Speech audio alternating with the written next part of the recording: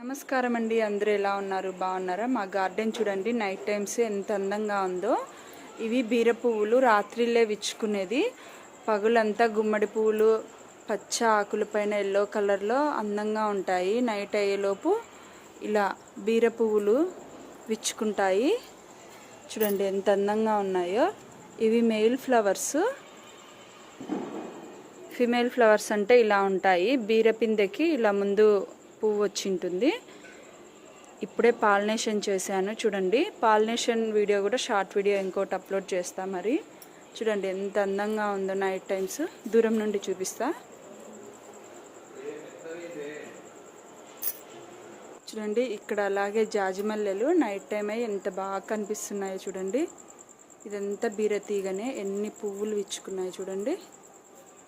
చాలా అందంగా ఉంటుంది.